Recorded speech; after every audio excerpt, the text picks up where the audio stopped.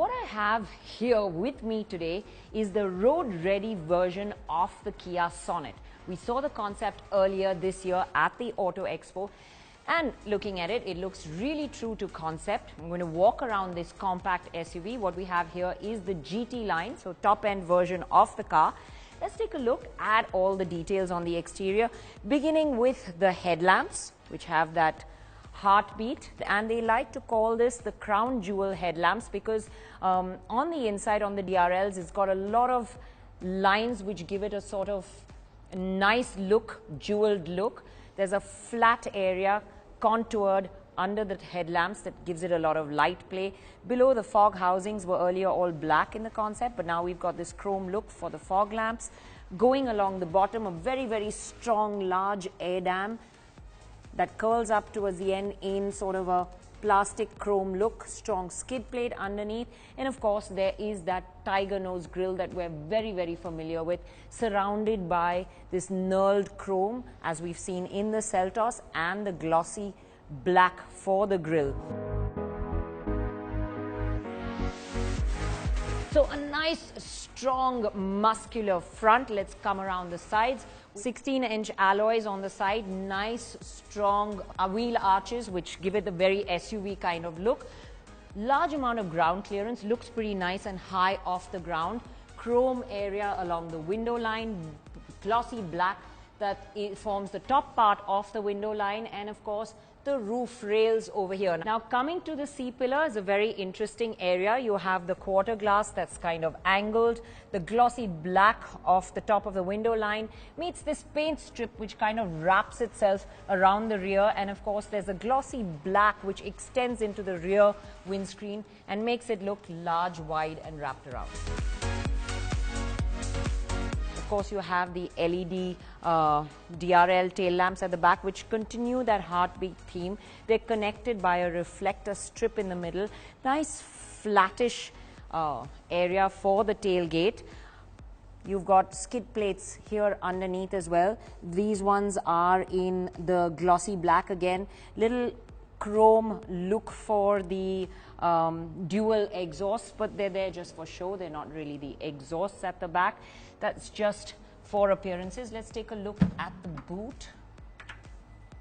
You could get a couple of suitcases in here really nicely and easily, and for this size of a car, I think I have to say that this boot looks nice, large size. We don't know its exact volume just yet, but we'll have to find that out. We'll get inside and take a look inside, shall we?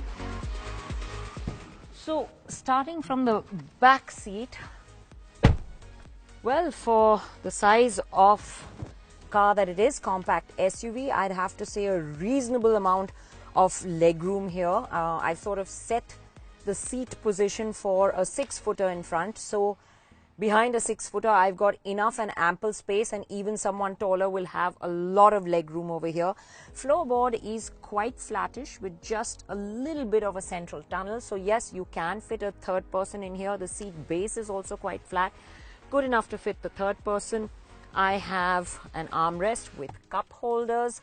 I have dual AC vents. There's the air purifier, which has the indicator here at the back, a nice slot for a phone.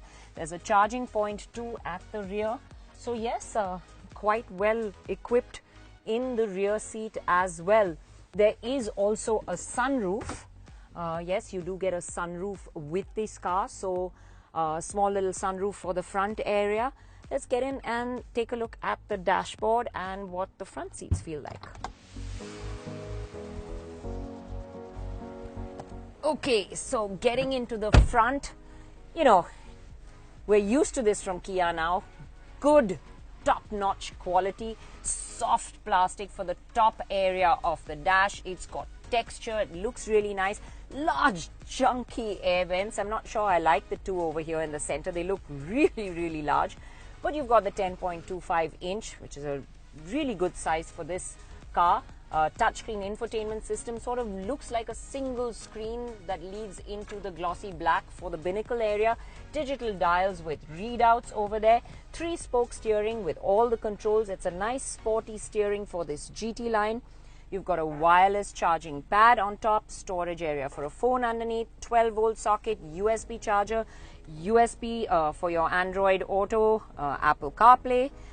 You've got the auto gear lever over here because this is the auto version. Nice matte chrome surround for this with that knurled look. Little things that really highlight this cabin, make it look very, very rich. You've got a Bose 7-speaker system, which is really good as well. Really has all the bells and whistles, nice, comfortable, contoured seats with the sides that kind of hold you in. Yeah, this feels really, really good. Let's take a closer look at the infotainment screen and see what all can be accessed. So a lot of features over here. You have the Uvo Connect app as well, and you have nav, you have Android Auto, Apple CarPlay, there's voice recognition for this car as well. You have the drive modes as well, like we've seen in the Seltos. So you have normal, eco and sport, and then of course you have the traction ones, which are also snow, mud and sand. So yes, this car comes really, really well equipped. Now let's recap all the features I spoke of and take a look at the safety features too.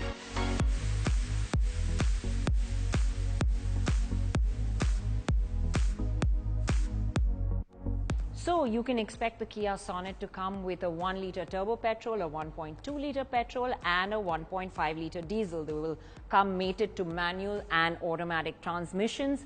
You will get the DCT as well, but what you will get this time around is the intelligent manual transmission too. What does that mean? Well, you'll have a manual gear lever, you just won't have the clutch pedal. The car's electronics will operate that for you.